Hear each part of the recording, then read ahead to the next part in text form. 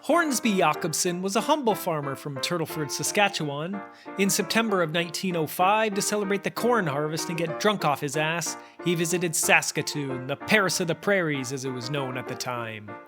While there, he took in a show at the world-famous button-top Circus, which was known for the extra button at the top of their outfits. Hornsby wasn't a cultured man, and to him the circus was a small glimpse into the majesty of the great big world and its exotic animals. Unfortunately, due to restrictions, the only animals at that year's circus were a pig, 2 chickens, a goat, and an otter named Benny.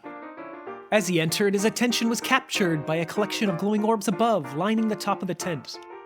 Hornsby had never encountered electricity before and was captivated by what he thought were glass orbs with tiny flames burning in each. In his wonderment, he interrupted the show to ask how they managed to keep the tiny flames lit. The ringmaster responded, saying, "My dear fellow, those are not flames, but electric lights. They're the product of electrical currents, or something." Hornsby was a proud man, and to him this statement was not only utterly absurd, but a personal attack. Electrical currents creating light, he thought. That's utterly absurd. The next morning, Hornsby filed a lawsuit against the circus for libel, claiming the impact of the statement caused him great embarrassment and emotional damage.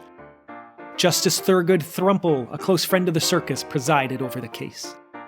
The Button-Top Circus was one of the largest attractions in Western Canada, and the case drew considerable attention. It also attracted many button-top billies, as they were known, a group of young men who adopted the style of the extra button. Before it truly began, Justice Thrumple called Hornsby before the court and declared, "Only a simple man would confuse libel for slander. A man of even moderate intellect would know that libel is a defamatory statement in writing, not spoken. You, sir, must not be a man of moderate intelligence, but likely a simpleton, maybe a simple farmer looking for a quick buck. Well, the buck stops here. With that, this frivolous suit is dismissed. Good day and good riddance." The courtroom erupted into laughter, leaving Hornsby utterly embarrassed. That next morning, Hornsby filed a defamation suit against Thrumple for slanderous statements, and the entire court were called as witnesses. In a very quick judgment, the case was ruled in Hornsby's favor, and he was awarded a significant sum of money. Over the next several years, Hornsby tried with no luck to develop tiny orbs with flames inside. What he did manage, however, was to create the first prototype of a flashlight by using a slow-burning wick and several small mirrors to concentrate the light. When later asked how he came up with this idea, he said, "Back off, I'm not talking to you." Hornsby's invention was later acquired by Chesterton Williamston, an industrialist.